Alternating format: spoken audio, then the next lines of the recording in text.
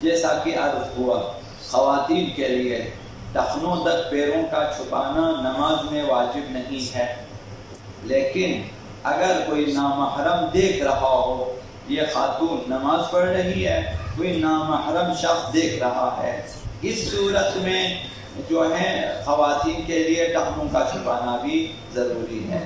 اگر نامحرم دیکھ رہا ہو، ابھی گھر میں مثلا جو ہے کزنز ہیں، پھوپھیزاد، خالازاد، ماموزاد کہ وہ لوگ مثلا دیکھ رہے ہیں اور ایک خاتون جو ہے نماز پڑھ رہی ہے کہ ٹخنے چھپے ہوئے نہیں ہے، تو اگر نامحرم دیکھ رہا ہو تو خواتین کے لیے نماز میں ٹخنوں کا چھپانا واجب ہے۔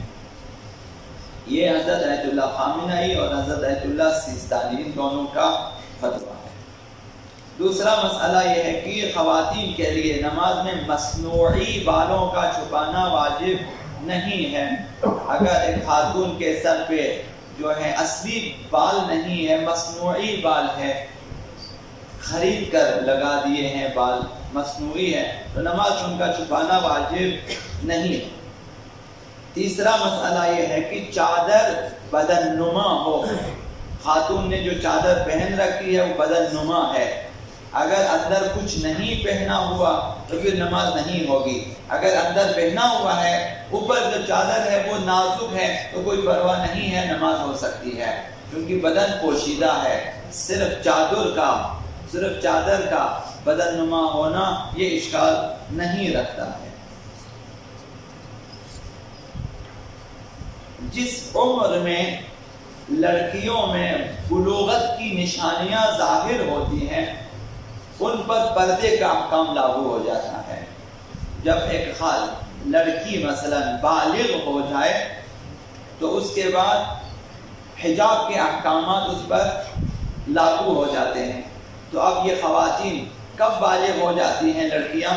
حضرت آیت اللہ سیستانی کے نزدیک یہ ایک ہی نشانی ہے، ایک ہی معیار ہے، وہ یہ کہ 9 سال پورے ہو جائیں، قمری 9 سال پورے ہو جائیں لڑکیاں بالغ ہو جاتی ہیں۔ باقی جو فقہاء ان کے نزدیک 3 علامتیں ہیں، بلوغت کی 3 نشانیاں ہیں۔ پہلی نشانی زیر ناف سخت بالوں کا اور موٹے بالوں کا اگنا، یہ بلوغت کی نشانی ہے۔ اور دوسری نشانی ہے کہ غسل جنابت واجب ہو جائے، خواب میں بیداری میں کسی طرح سے اگر غسل جنابت واجب ہو جاتی ہے، اس حالت کو پہنچی ہے خاتون یا جو لڑکی ہے تو وہ بالغ ہے۔ اور تیسری علامت وہی 9 سال قمری پورے ہونا ہے۔ یہ 3 علامت حضرت آیت اللہ سیستانی کے 9 مہینے کا پورا ہونا ضروری ہے، ورنہ وہ لڑکی بالغ نہیں ہے۔ باقی فقہاء کے نزدیک یہ 3 نشانیاں ہیں۔ آخری مسئلہ آج کے لیے کہ کالے رنگ کی چادر پہننا خواتین کے لیے مکروہ نہیں ہے۔ عموماً نماز میں کالے لباس مکروہ ہے، ثواب نماز کم ہو جاتا ہے، ماں سوائے عزاداری کے ایام میں، کہ انسان نے عزاداری کے ایام میں عزاداری کی خاطر کالے لباس پہنے ہوں تو نماز بھی مکروہ نہیں ہے۔